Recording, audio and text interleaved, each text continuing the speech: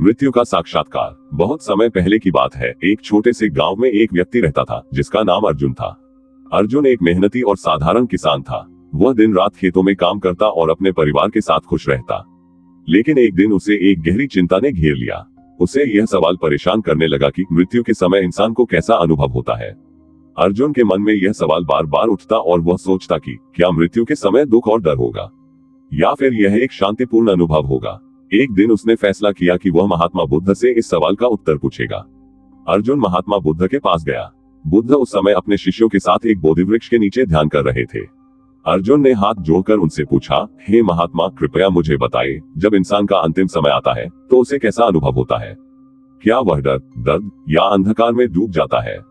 बुद्ध ने शांति से अर्जुन को देखा और मुस्कुराते हुए कहा, अर्जुन, तुम जिस सवाल का जवाब चाहते हो वह बहुत गहरा है, लेकिन मैं तुम्हें समझाता हूँ। मृत्यु के समय व्यक्ति का अनुभव इस बात पर निर्भर करता है कि उसने अपने जीवन में कैसे कर्म किए हैं। अर्जुन ने ध्यान से सुना। बुद्ध ने आगे कहा, जब मृत्यु का समय पास आता है तो मन में घबराहट होती है, इंद्रियां बेचैन हो जाती हैं और शरीर कमजोर होने लगता है।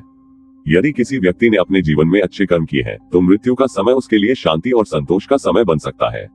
लेकिन यदि उसने बुरे कर्म किए हैं तो उसे उस समय अपने पापों का सामना करना पड़ता है। अर्जुन ने प्रश्न किया, लेकिन महात्मा, अगर कोई व्यक्ति अच्छे कर्म करता है तो उसे क्या याद आता है जब मृत्यु नजदीक होती है? बुद्ध ने धीरे से उत्तर दिया, जो व्यक्ति सच्चाई, प्रेम और धर्म का पालन करता है उसे मृत्यु के समय शांति का अनुभव होता है। उसके मन में भगवान, गुरु और सत्य की यादें आती हैं। वह अपने जीवन के अच्छे कर्मों पर ध्यान केंद्रित करता है और यही उसकी आखिरी यात्रा को सुखमय बनाता है। लेकिन बुद्ध ने फिर समझाया, अगर किसी ने अपने जीवन में केवल भौतिक चीजों की इच्छा की है, जैसे धन, संपत्ति या परिवार, तो मृत्यु के समय उसे इन चीजों की यादें सताती हैं। वह अपना ध्यान इन सांसारिक चीजों पर केंद्रित करता है और उसे छोड़ने का दुख होता है। यही उसके अंतिम समय को कठिन बना सकता है।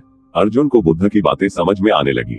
वह सोचने लगा, मैंने कभी इस तरह से जीवन को नहीं देखा। मैंने अपनी पूरी जिंदगी धन और सुख की ओर ही भागते हुए बिताई है। क्या मेरा अंत भी इस तरह से ही होगा? बुद्ध ने अर्जुन की मनोदशा को समझ लिया और कहा, अर्जुन, ये तुम्हारे हाथ में है कि तुम अपने अंतिम समय को कैसे अनुभव करना चाहते हो। अगर तुम अब से अपने कर्मों को अच्छे रास्ते पर डाल दो, अगर तुम ध्यान, साधना और धर्म के रास्ते पर चलो, तो तुम्हारे अंतिम समय में तुम्हारा मन शांत होगा और तुम मृत्यु को एक स्वाभाविक यात्रा के रूप में स्वीकार कर सकोगे। अर्जुन ने सिर झुका लिया और कहा, महात्मा, मैं आपसे अपने जीवन को सही दिशा में ले जाऊंगा। मैं अपने कर्मों को सही मार्ग पर रखूंगा और अपनी आत्मा को शांति देने का प्रयास करूंगा।